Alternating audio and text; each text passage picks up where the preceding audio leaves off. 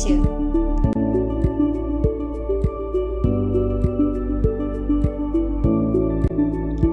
Apakah pengertian Kod Etika Profesionalisme Keguruan? Pengertian Kod Etika Profesionalisme Keguruan menurut Glading 2000 adalah satu set standard atau piawaian dan prinsip yang dibentuk oleh sesebuah organisasi bertujuan memberi panduan kepada ahli mengenai tingkah laku berinteraksi antara ahli dengan orang luar organisasi. Manakala menurut Ahmad Sarji 1982 adalah semua garis panduan yang bertujuan untuk meningkatkan tahap kualiti, produktiviti dan disiplin dalam perkhidmatan dengan memberi penekanan terhadap semua aspek yang berkaitan dengan peraturan dan peradaban peranan nilai serta tingkah laku profesion dalam masyarakat. Kod etika profesionalisme keguruan dapat dirumuskan ianya garis panduan yang bertujuan untuk meningkatkan tahap kualiti, produktiviti dan disiplin dalam perkhidmatan dengan memberikan penekanan kepada aspek yang berkaitan dengan peraturan peranan nilai serta tingkah laku profesion. Terdapat 4 komponen kod etika profesionalisme keguruan, iaitu tanggungjawab guru terhadap murid, tanggungjawab guru terhadap ibu bapa, tanggungjawab guru terhadap rakan sejawat dan profesion, serta tanggungjawab guru terhadap masyarakat dan negara. Yang pertama adalah tanggungjawab guru terhadap murid. Antara tanggungjawab guru terhadap murid adalah bersikap adil terhadap murid tanpa mengira faktor jasmani, emosi, politik, ekonomi, keturunan ataupun agama. Seterusnya, guru mestilah lebih mengutamakan keselamatan dan kebajikan murid pada hal peribadi. Kemudian, guru juga mestilah memberikan contoh yang baik, iaitu dengan menunjukkan cara berpakaian yang sopan, bertutur dan bertingkah laku yang baik. Selain itu, guru mestilah membimbing dan mengajar murid dengan ikhlas, bukan sahaja di dalam kelas, malahan di luar kelas tanpa mengira latar belakang mereka. Komponen yang kedua adalah tanggungjawab guru terhadap ibu bapa. Antara tanggungjawab guru terhadap ibu bapa adalah guru mestilah menghormati tanggungjawab utama ibu bapa terhadap anak-anak mereka.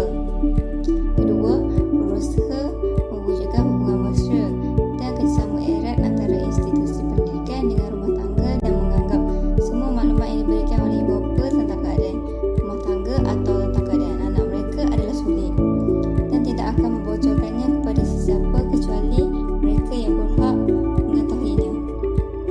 Ketiga adalah guru mestilah memberikan maklumat kepada ibu bapa demi kepentingan anak-anak mereka dan menggunakan maklumat itu secara teliti dan bijaksana. Yang keempat adalah guru mestilah mengelakkan diri daripada menggunakan atau dipengaruhi oleh kedudukan sosial dan ekonomi ibu. Komponen yang ketiga adalah tanggungjawab guru terhadap rakan sejawat dan profesion keguruan. Antara tanggungjawab guru terhadap rakan sejawat dan profesion keguruan adalah berusaha menjalankan tanggungjawab dengan rajin dan bersungguh serta sejajar dengan kemajuan iktisas dan sosial. Seterusnya, guru mestilah mengelakkan diri daripada membuat sebarang kenyataan atau ulasan yang boleh mencemarkan nama baik seseorang guru di hadapan murid atau ibu bapa. Samping itu, guru juga mestilah sentiasa bersedia membantu rakan sejawat, terutamanya mereka yang baru menceburi profesi keguruan. Kemudian, guru juga tidak perlu melibatkan diri dalam kegiatan yang menjejakkan profesi sebagai seorang guru. Komponen yang terakhir atau yang keempat bagi komponen kod etika profesionalisme keguruan adalah tanggungjawab guru terhadap masyarakat dan negara. Guru mestilah mengelakkan diri daripada menyebarkan sesuatu ajaran yang boleh merosakkan kepentingan murid, masyarakat, negara atau bertentangan dengan hukum negara. Kemudian, memupuk sikap dan nilai dalam diri pelajar untuk menjadi warga negara yang taat setia, bertanggungjawab dan berguna, menghormati orang yang lebih tua, menghormati adanya perbezaan, kebudayaan, keturunan dan juga agama.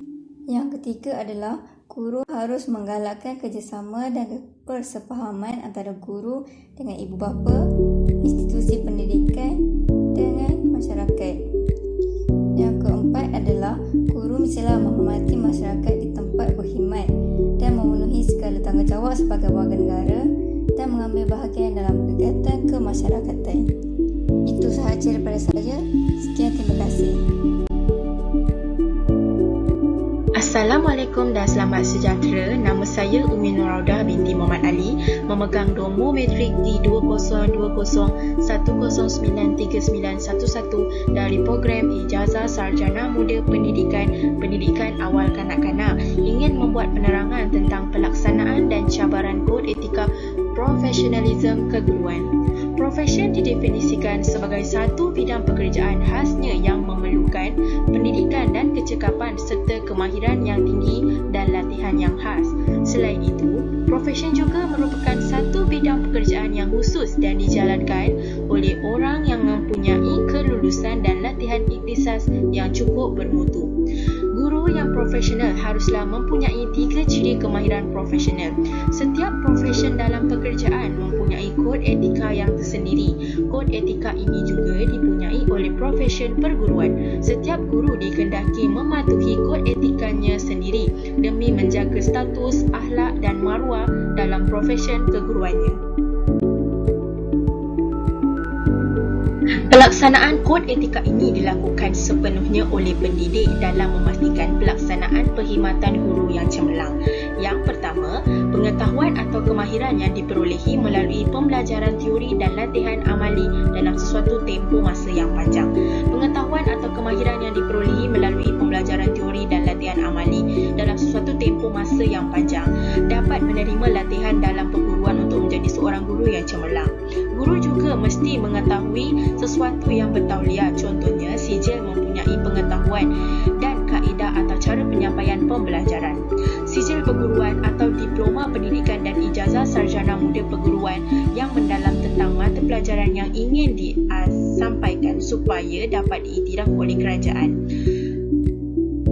Selain tugas dalam bilik darjah, guru juga mempunyai peranan-peranan lain yang guru haruslah mempunyai sikap-sikap atau kriteria yang diharapkan oleh masyarakat. Misalnya, sahsia yang baik dan dapat guru harapkan menjadi pengganti yang dihormati serta dicontohi oleh ibu bapa.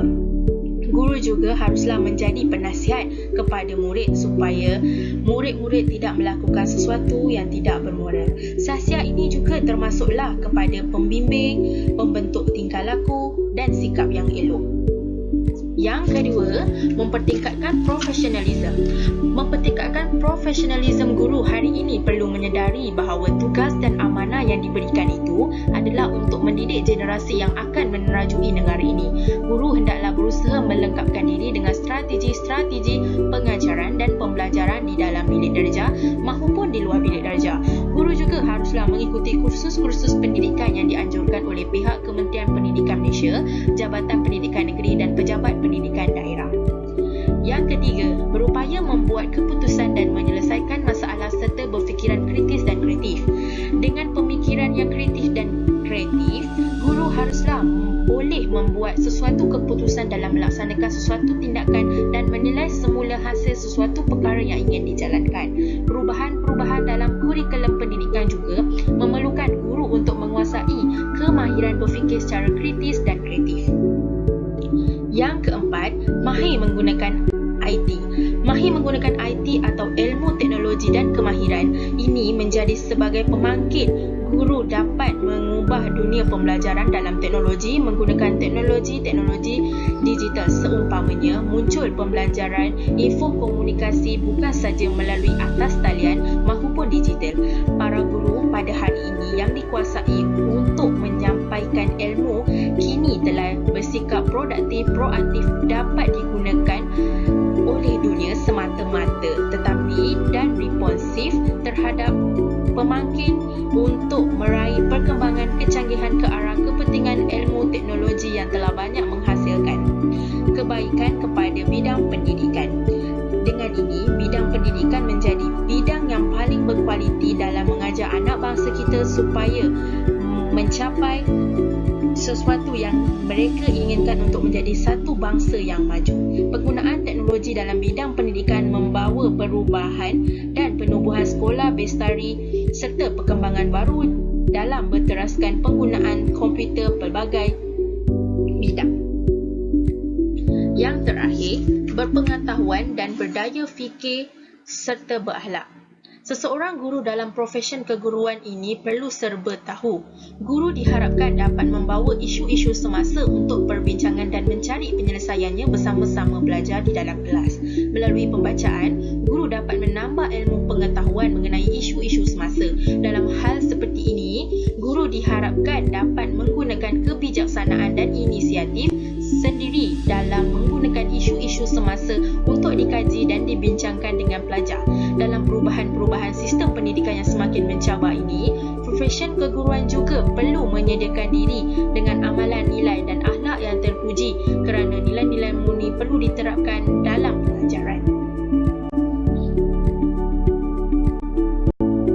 Terusnya ialah cabaran kod etika profesionalisme keguruan. Menurut Kamus Dewan edisi keempat, cabaran didefinisikan sebagai hasil mencabar, mempersoalkan, mempertikaikan, ajakan untuk berlawan dan sebagainya. Sesuatu unsur, faktor dan sebagainya yang mencabar, menguji kemampuan dan ketabahan seseorang atau sesuatu organisasi lain pekerjaan yang penuh dengan cabaran. Oleh itu, secara lateralnya, cabaran membawa maksud sesuatu hal atau perkara yang menguji kemampuan serta ketabahan seseorang yang ada kaitannya dengan sebuah organisasi.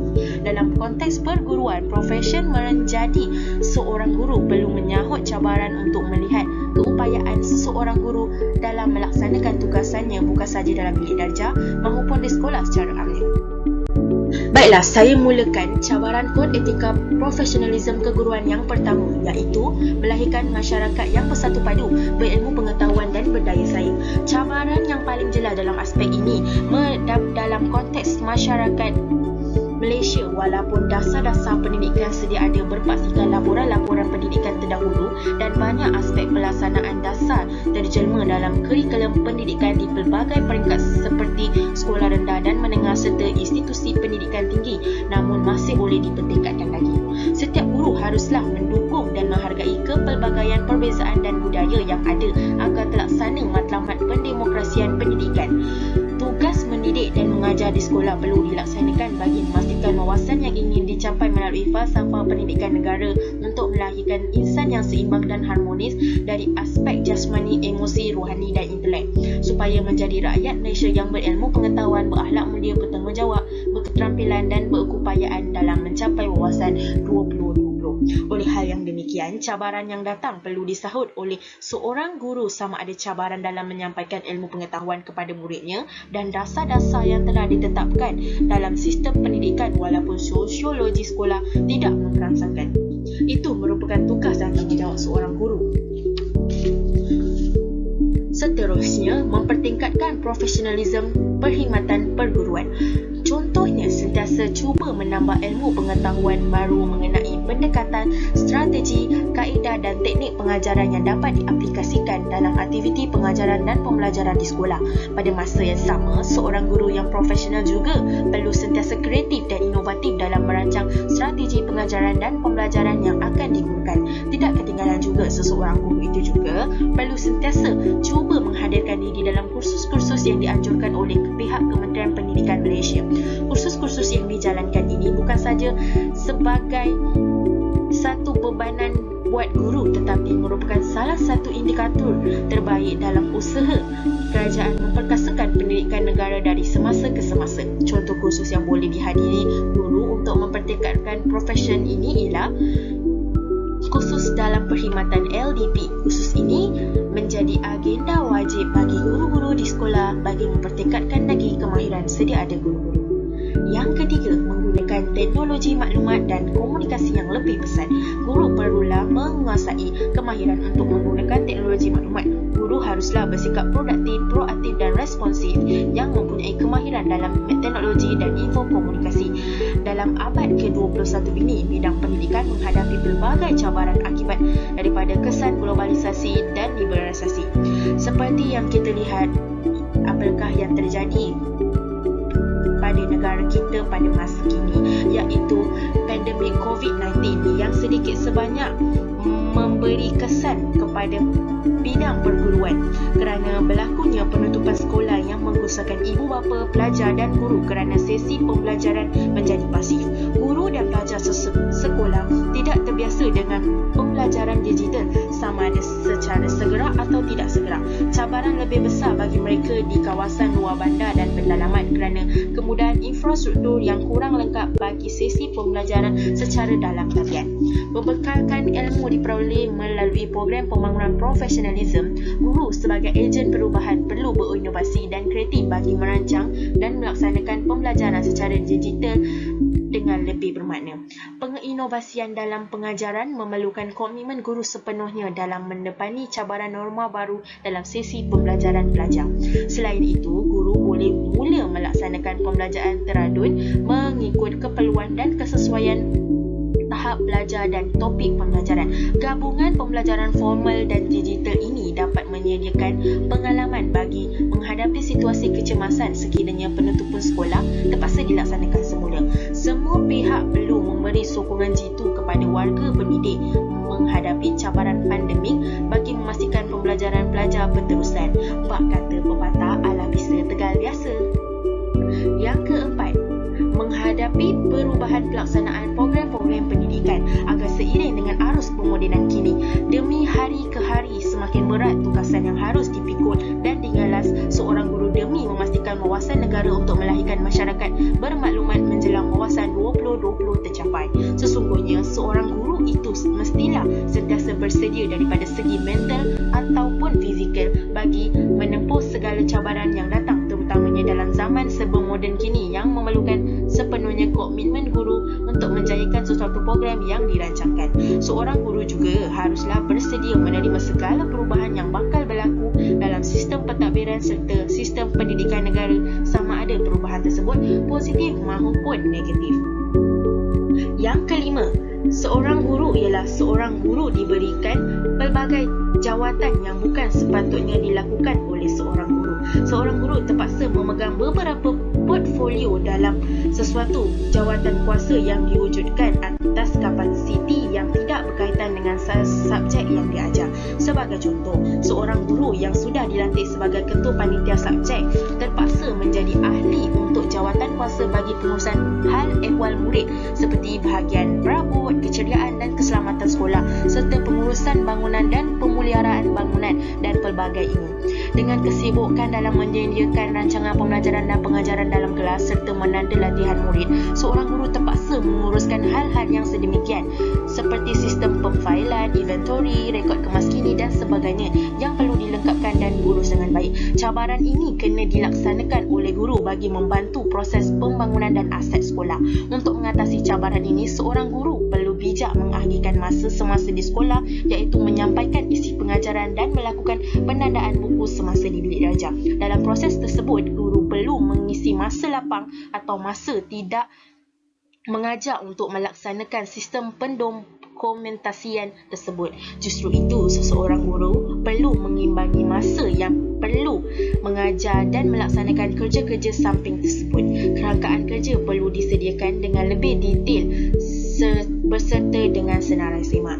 Yang terakhir, menjaga perhubungan yang baik sesama rakan sejawat. Bagi memastikan kecemerlangan dalam kerjaya, setiap individu perlu membuktikan mereka mampu menjalankan tugas, mengelola, meneruskan kerja dengan baik dan berani mengambil risiko dalam kerja yang dipilih. Di samping itu, mereka juga harus menggembleng sumber tenaga manusia, kewangan dan sumber lain untuk memastikan tugas yang dilaksanakan mendatangkan hasil dan kesejahteraan kepada manusia sejagat. Segala pengetahuan, pengalaman, kemahiran dan kepakaran digunakan untuk memenuhi keperluan dan kehendak manusia sejagat. Arahan kerja dan komunikasi seharian juga dinyatakan dengan tegas dan jelas tetapi bersopan supaya mesej yang diingin disampaikan diterima dan difahami sepenuhnya. Assalamualaikum warahmatullahi wabarakatuh dan salam sejahtera. Saya Mariam binti Ibrahim yang bernama metrik D202010939912. Saya akan membincangkan tentang pelaksanaan peraturan dan undang-undang pendidikan dalam amalan pendidikan di Malaysia.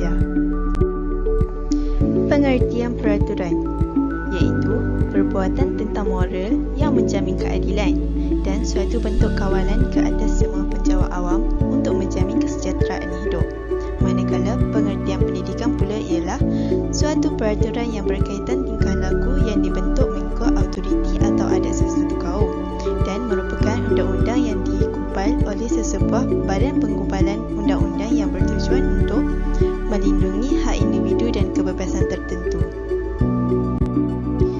Secara kesimpulannya, peraturan merupakan syarat yang perlu dipatuhi oleh sesebuah organisasi bagi mengelakkan berlaku masalah, manakala perundangan adalah undang-undang yang digubal bagi memelihara hak individu tertentu. Perbandingan antara peraturan pendidikan dan perundangan pendidikan. Persamaan. Kedua-dua dokumen ini merupakan dokumen yang bertulis. Seterusnya, sebagai panduan dalam kehidupan. Selain itu, dijadikan panduan sekiranya berlaku masalah. Seterusnya, peraturan ini perlu disahkan dahulu sebelum digunakan. Kaedah pembuatan hukuman adalah sama. Akhir sekali, kedua-duanya adalah untuk memastikan pendidikan Malaysia berkembang. Terdapat perbezaan antara peraturan pendidikan dan perundangan pendidikan.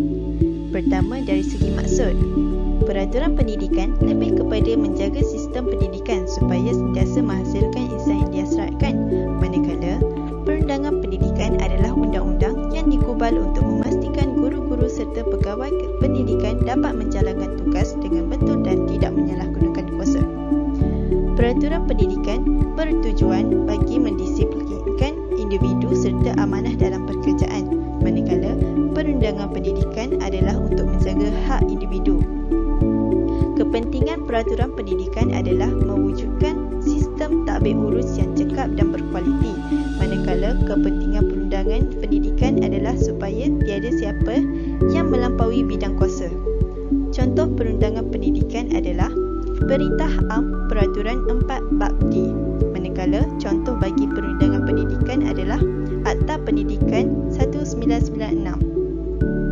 Kesan peraturan pendidikan adalah dapat mewujudkan sekolah yang selamat, manakala kesan perundangan pendidikan adalah untuk menjamin keselamatan pendidik dan pelajar.